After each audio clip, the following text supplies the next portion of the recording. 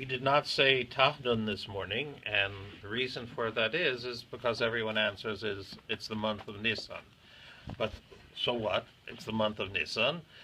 Fine, it's the month of Geula, but the reason that we don't say is because for a majority of the month we don't say Tachnun. During the entire month we don't say Tachnun.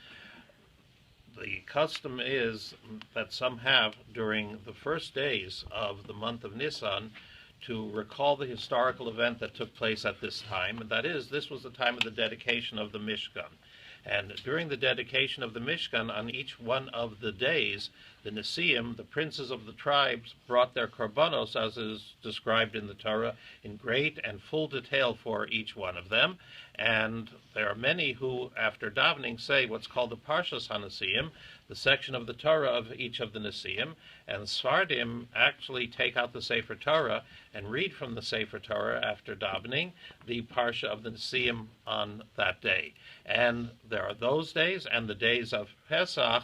Together, that's a majority of the month, and therefore the entire month we do not say Tachnun. Likewise, one doesn't fast during the month of Nisan, except for fast of the firstborn. People who sleep late on Erev Pesach and don't come to shul and take part of the Siyum on Erev Pesach. Likewise, a chassan and kala do fast on their wedding day, even if it is Rosh Chodesh. This year, however, no one would have fasted on Rosh Chodesh because it was Shabbos. However, on another year, if Rosh Chodesh is on a weekday and someone is getting married on that day, even though on Rosh Chodesh one doesn't fast, a chassan and kala, for the month of Nisan they do, because it is called a Tainis Tzadikim, the fast of the righteous. It's the yahrzeit of, just a hint, again, it was the time of the dedication of the Mishkan. Was the yahrzeit of Nadav and Avihu, the two sons of Aaron who died on that day.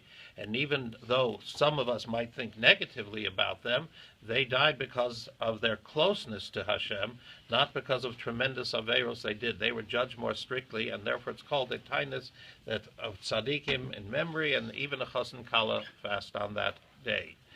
The learning today should be for the schus, for the merit for refuah shlema of Tzipora bas Avigail, and Avigail bas Tzipora, that is the mother and daughter who jumped out of the fiery building on Friday night, Shabbos, that killed the 7 children. I was asked the question, what and how long should candles, Friday night candles, burn? So I'm not going to give the answer yet, just for you to think, is there another time when we light candles and we know, everyone says, how long they are supposed to burn? Does that apply to Shabbos candles also? And to point out, I just saw it sent out again, on April 9th, 2014, the OU sent out a reminders, advice about burn and scald prevention for Hanukkah specific reminders, and for Shabbos and holiday candles, reminders about how a person has to keep themselves safe. The Torah tells us to be careful. So does that mean that we should cut Shabbos candles or the time of lighting candles? We'll have to see Thursday morning, Mirz Hashem.